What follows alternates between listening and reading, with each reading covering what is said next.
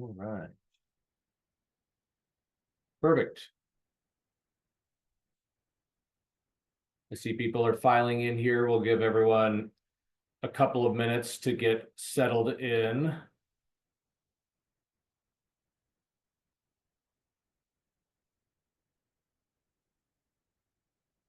Perfect.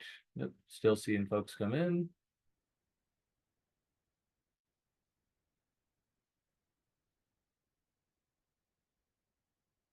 Great.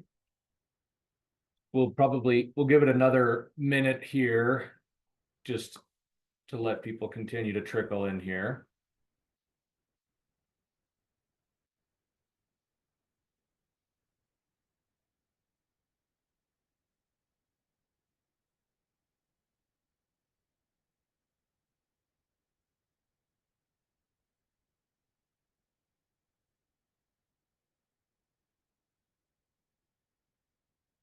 All right.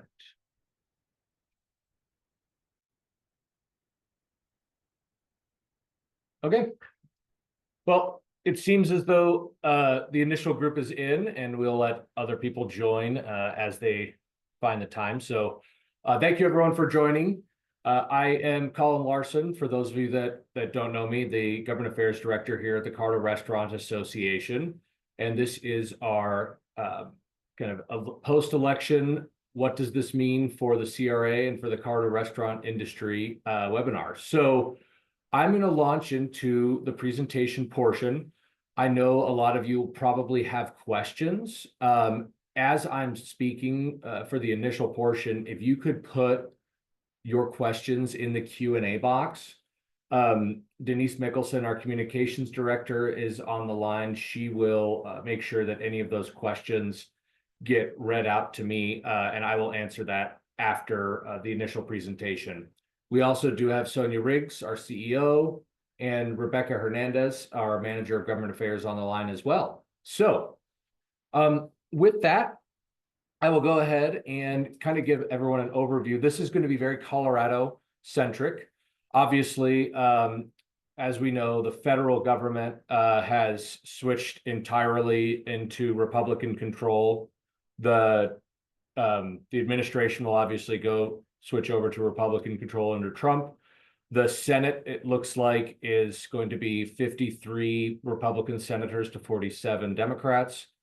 The federal House is still up in the air a little bit.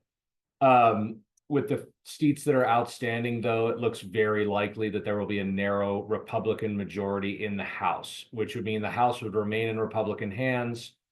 The Senate and the administration would flip, so we would have unified Republican control at the federal level.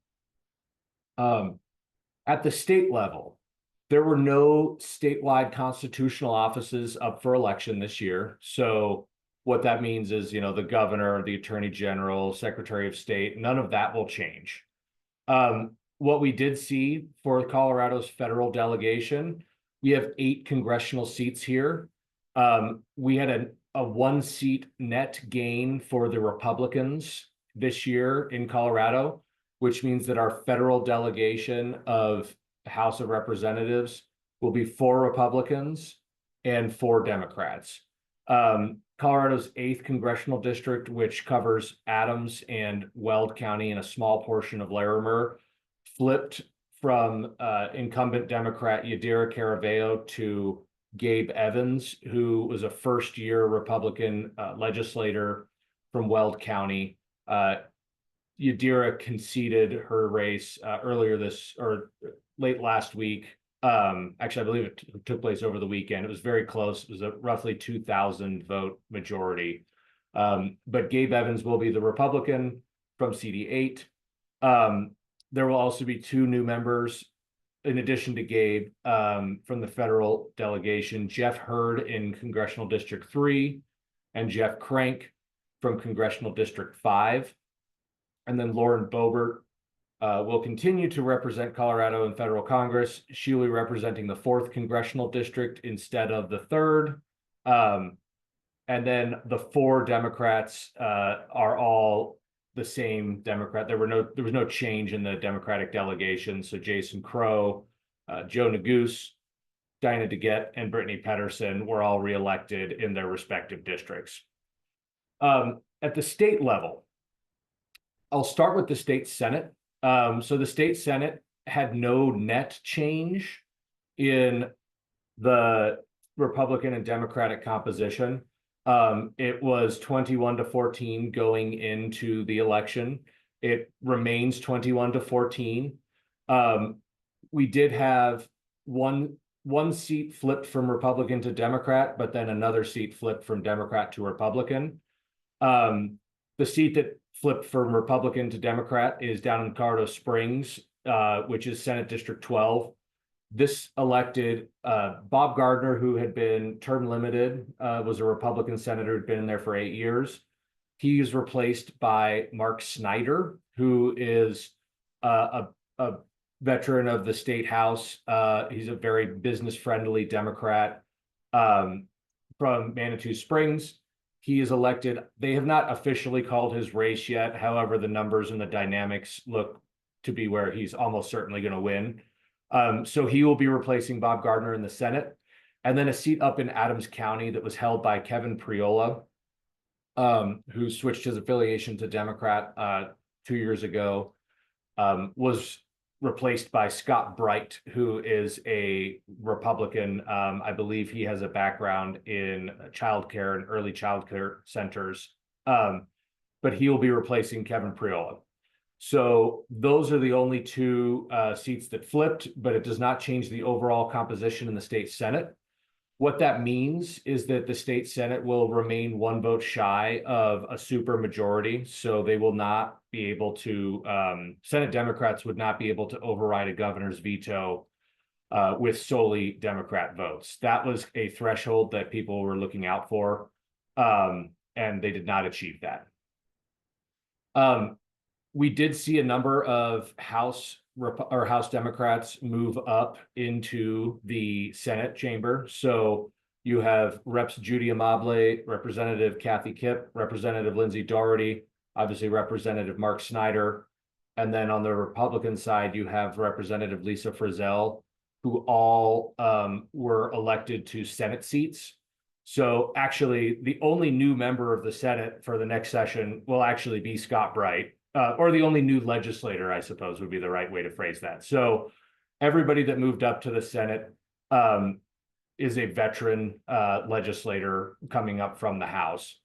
There is also an interesting dynamic going on now with Senator Chris Hansen, who just announced yesterday his resignation or pending resignation from the state Senate to take a job with the La Plata County Electrical Cooperative. So that seat will be filled by vacancy. There are two contenders for that seat right now. One is Representative Stephen Woodrow. The other is new Representative-elect Sean Camacho. We expect to see that vacancy committee take place, I believe, in either late December or January. And that won't change the overall composition of the Senate. But Stephen Woodrow would be perceived as the more progressive candidate, whereas Sean Camacho would be perceived as the more moderate candidate for that Senate seat. So a little bit of undecided drama there, and we will keep an eye and see how that ends up turning out. For the state house actually has two races that are still too close to call at this point. So we know for a fact that at least one seat flipped from the Democrat column to the Republican column in the state house. So that would bring the Senate or the House Democrat majority to, at a minimum, it'll be 45 Democrats and 20 Republicans. So we know for a fact that House District 50, which is Greeley, Mary Young, who was the Democrat incumbent, conceded to Ryan Gonzalez, who is an incoming Republican legislator. There are two additional seats that, again, are right now, the Republican is narrowly ahead in both seats, but those have not been called yet because they're too close. One is in House District 19, which is Weld and portions of Boulder County, kind of in the Erie area. in that seat, Dan Woog, who's a former Republican legislator, is about 200 votes over the Democrat who's running in that seat. We don't know when a final number. Supposedly they'll have final numbers on Thursday. But if the votes are that close, they may be headed into automatic recount territory. There's another seat down in Colorado Springs where Rebecca Kelty, the Republican, is currently ahead of current Representative Stephanie Vigil by, I believe, 21 votes was the last count. And that is 21 out of 40,000. That race is almost certainly going to a recount. So we don't know definitively what the composition of the state house is yet. Those two seats, if both of them end up going for the Republican, what that would do is it would be a 43-22 majority for the Democrats. But what that would have the tangible impact of doing is that is the exact number that would eliminate the supermajority for the Democrats in the state house, which is a pretty significant thing because, again, similar to the Senate, the House would no longer be able to unilaterally override a governor's veto solely with Democratic votes. At that threshold, it may also affect the committee compositions. So the number of Republicans and Democrats that sit on given House committees could potentially add additional Republican, which would make for theoretically more balanced in terms of business-friendly legislation being able to get through committees. So that's kind of the state of play where the actual elections are. So hopefully we'll have further clarity at the end of the week about the final number for the state house. As far as state house and Senate leadership goes, we did not see any significant change in either the House Democrat or the House Republican caucuses in terms of their leadership. Rose Puglisi remains the minority leader with Assistant Minority Leader Ty Winter, which is not a change. Speaker McCluskey remains Speaker with Majority Leader Monica Duran and Assistant Majority Leader Jennifer Bacon. So not a meaningful change there. So we can expect a similar leadership style to what we've seen over the last 2 years.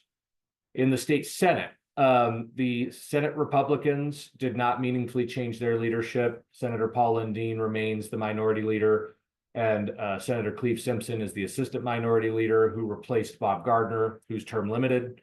But we do not expect a dramatic change in leadership style there. On the Democrat side, there was change because Steve Fenberg, who had been the leader for, I believe, since Leroy Garcia had left, the Senate did elect James Coleman as the new Senate president. Senator James Coleman represents downtown Denver, kind of the 5 Points, not downtown Denver, my apologies. He represents sort of the 5 Points, Montbello, and Green Valley Ranch area of the state. So he will be the new Senate president. The majority leader will remain as Robert Rodriguez, and then the assistant majority leader is Senator Lisa Cutter out of Jefferson County. They also did elect new JBC members for the Senate Democrats. So Senator Jeff Bridges will remain on the Joint Budget Committee. And then Representative Judy Amable, who will now be a senator, will actually be joining him on the Joint Budget Committee, which is great news for the CRA because Representative Amable and soon-to-be Senator has been a great friend to the organization. So that is definitely good news for us in terms of how we can expect the organization to be advocated for at the Joint Budget Committee. So that is kind of the state of play and where things are in terms of the compositions in the state house and the state legislature. Overall, I do think, given the national swing toward unified Republican control, I do think that it's likely that we'll probably see a more antagonistic relationship between the state legislature and the federal government. There'll probably be there we could potentially see more progressive policies getting pushed in the state legislature, particularly around areas like green energy, immigration, and potentially some social issues, to draw contrast to the federal policies that people are expecting to be seen passed. Obviously, the federal government is being reconstructed as we speak, so it'll be a little bit of time before we really understand what the Trump administration will be pushing for around immigration, around climate change, and around some of these other things. But I think we can expect to see our state legislature react to whatever comes out of the federal policy, and probably attempt to insulate Colorado from some of those changes if it's contrary to what the Democratic majority here wants to see. So I think I probably laid the groundwork enough, and I will go ahead and open it up to questions. I see that we have one from, oh, actually, I'll hand Can it I off to just someone. add a little bit, Colin? I hope you can all hear me. I'm at a government affairs conference right now for the Council of State Restaurant Associations, and the National Restaurant Association has been talking about sort of, they've been watching what to expect on the federal level. What they're hearing is the Trump administration wants to move very, very quickly, and be ready to take action on certain things on day one, but certainly beyond that, get a lot of work done in the first 90 days. The other thing we're hearing is, obviously in 2 years, right, when we have our other election and things could change, the makeup of Congress, they're really going to try to be getting a lot done in the next 2 years. That being said, the National Restaurant Association has been reaching out to Trump's team, or members of his team already, to be a resource, be clear on some of our positions. And what they have been told by some folks, and I just heard this yesterday, was that Trump is going to be looking for sort of the high level sound bites on some of the issues that he's been talking about during his campaign. But that doesn't mean we won't be able to negotiate on what some of those things look like, what some of the details look like surrounding that.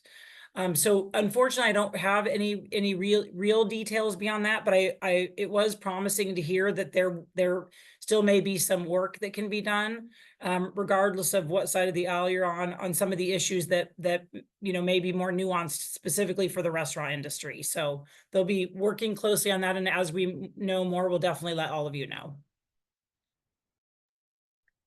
Okay. Perfect. Thank you both. Just chiming in audibly here.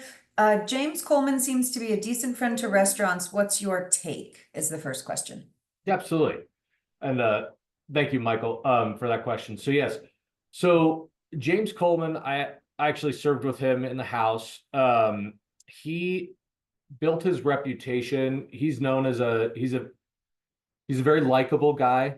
I think there's not a single person in the Capitol who hates James Coleman.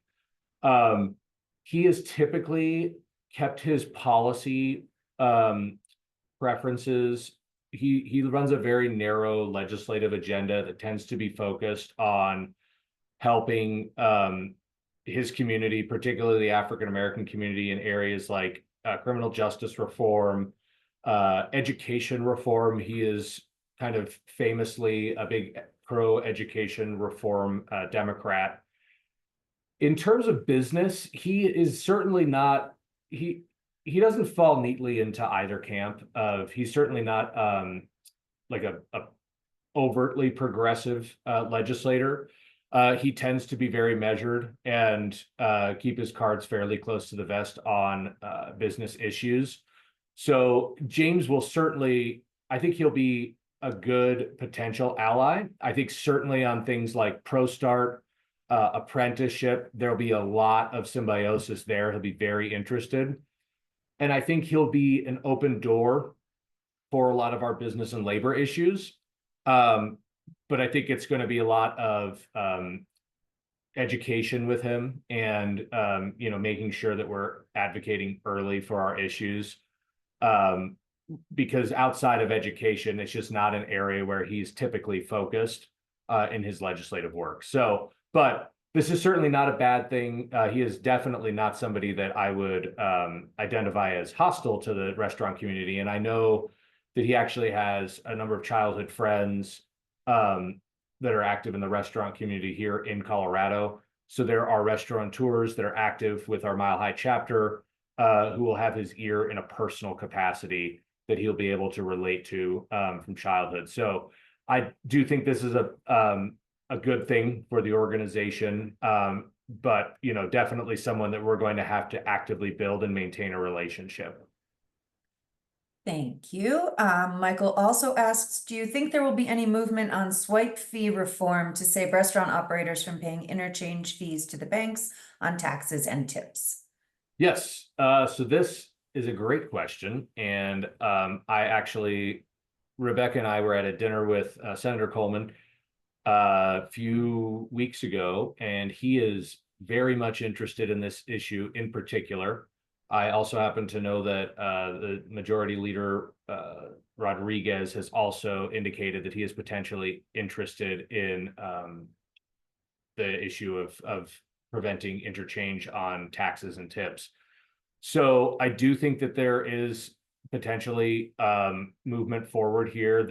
On this particular issue, I think that there's a lot of interest from the current Senate leadership to move it forward.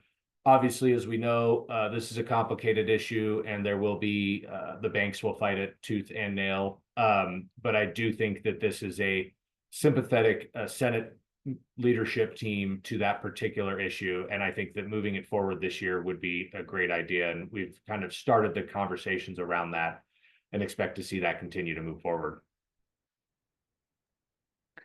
Okay, those seem to be the two questions for now, unless somebody's typing furiously. Hard to say. You know, I was gonna say, we'll leave the opportunity for some other folks to type quick questions if you have any. If there are questions that come up later, you know, feel free obviously to email myself, Sonia, Rebecca. Happy to provide further insight if you have more specific questions.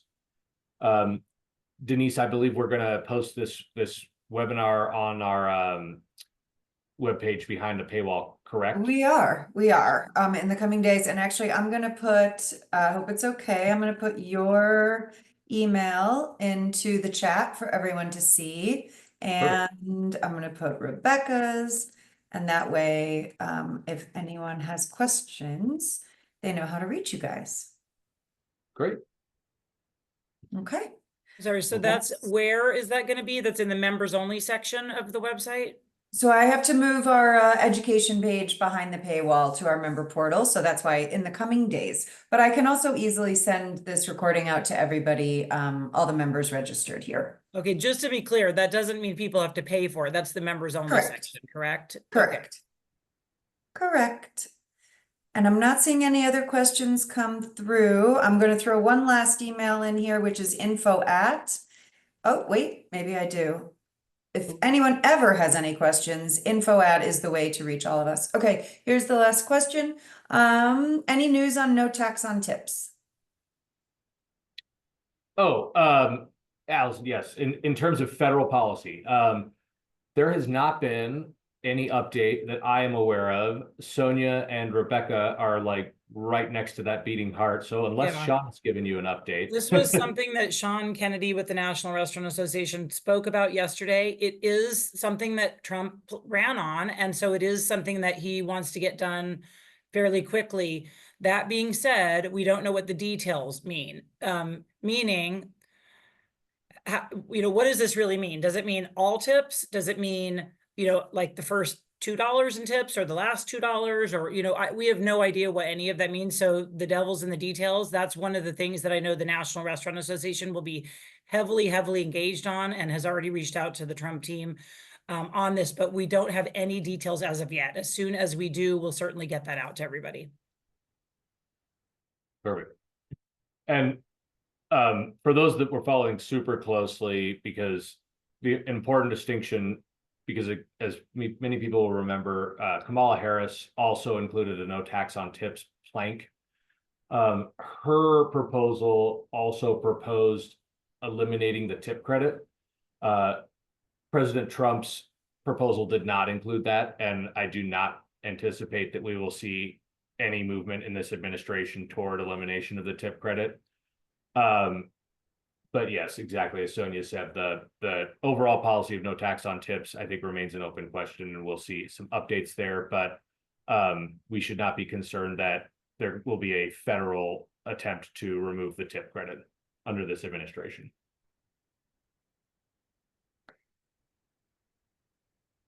Okay. So great. Well, thank you. Oh, wait, do I see one more? Hold on. Where did my screen go? Oh, nope, that was just a thank you. Perfect. All right. Well, thank you, everyone, and appreciate you tuning in. And as always, like I said, any questions, feel free to reach out to Sonia, myself, Rebecca, and thank you for joining us. Have a great day, everybody.